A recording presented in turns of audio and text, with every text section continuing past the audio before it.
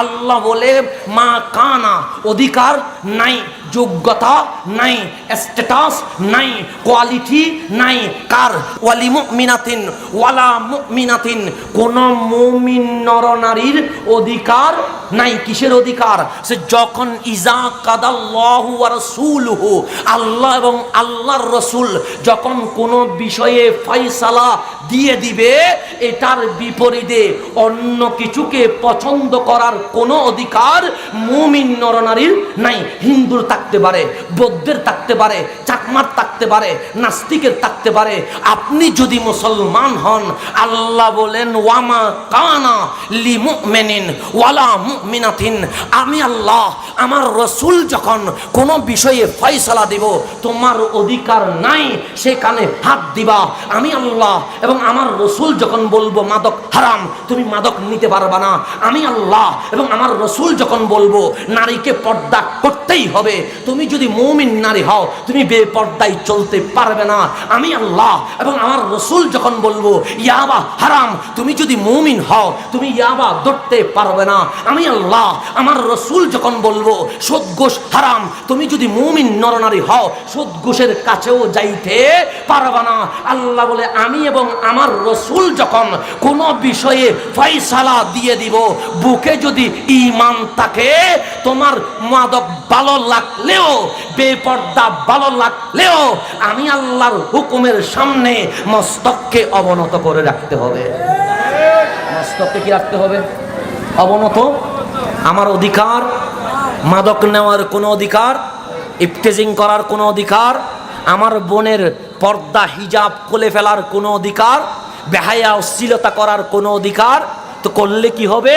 বলছে যখন ফাকাদ, যদি কেউ ওয়ামাই ইয়াসিল্লাহ ওয়া রাসূলাহু, কেউ যদি আল্লাহ এবং রাসূলের বিরোধিতা করে, আল্লাহ এবং রাসূল যেই আইন দিয়েছে সেটার যদি বিরোধিতা করে, আল্লাহ বলেন ফাকাদ দাল্লা দালালাম মুবিনা, সে সুস্পষ্ট পথভ্রষ্ট হয়ে যাবে। দুনিয়াতেও বেইজ্জতি, আখিরাতেও। পরিমণির অবস্থা ভালো না খারাপ? হ্যাঁ, তাহলে পর্দা না বেপর্দা?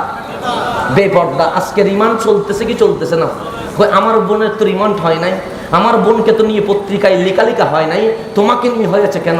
আল্লাহ বলেন মাইয়াসিল্লাহ ওয়া রাসূলুহু, তুই মনে করেছিস 3 কোটি টাকার গাড়ি পেয়ে দুনিয়াটা বড় কিনে ফেলেছিস, তুই মনে করেছিস 2 লাখ টাকার ভাড়ায় গিয়ে রাত্রে অনেক বড় আনন্দ এনজয় করে ফেলেছিস।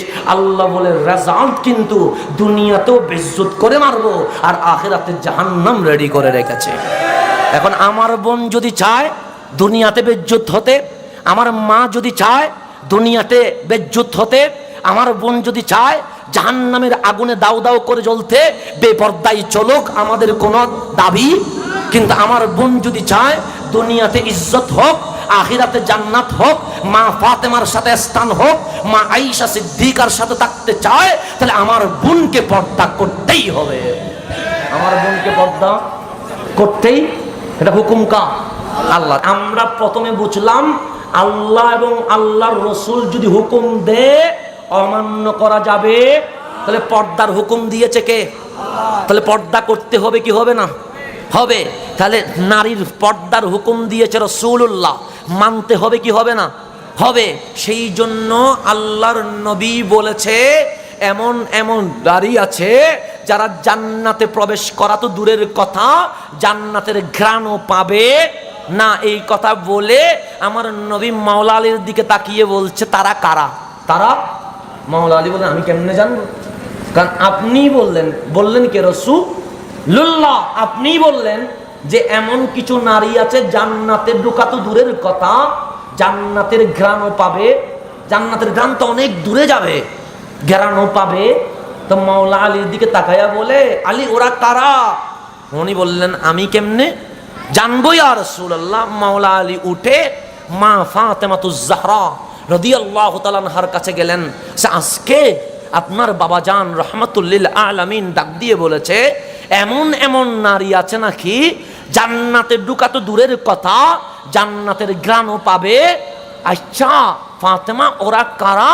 তো মা ফাতেমা ডাক দিয়ে বলে, যারা দুনিয়ার জমিনে বেহায়াপনা করেছে, অশ্লীলতা করেছে, পর্দাহীনভাবে মার্কেটে রাস্তা ঘাটে ঘোরাফেরা করেছে, ওরা জান্নাতে ঢুকা তো দূরের কথা, জান্নাতের ঘ্রাণও পাবে। মাওলা আলী উত্তর পেয়ে গেলেন, চলে গেলেন রাসূলের দরবারে, ডাক দিয়ে বললেন, ইয়া রাসূলুল্লাহ, ওই নারী হচ্ছে ওই সব নারী যারা পর্দাকে ছেড়ে দিয়েছে, অশ্লীল বেহায়া হয়ে দুনিয়ার জমিনে চলাফেরা করেছে। তারা কারা? তারাই হচ্ছে ওরা যারা দুনিয়ার জমিনে পর্দা করে নাই। আমার নবী জিজ্ঞেস বলেছেন, কে বলেছে এই কথা? আপনার ফাতেমা বলেছে। আমার নবী মুস্কি হাসি দিয়ে বলে, ফাতেমা কে চিনো? ইয়া রাসূলুল্লাহ কে? শুধু আমার মেয়ে তা নয়, আমি নবীর একটা অংশের নাম ফাতেমাতুজ জাহরা।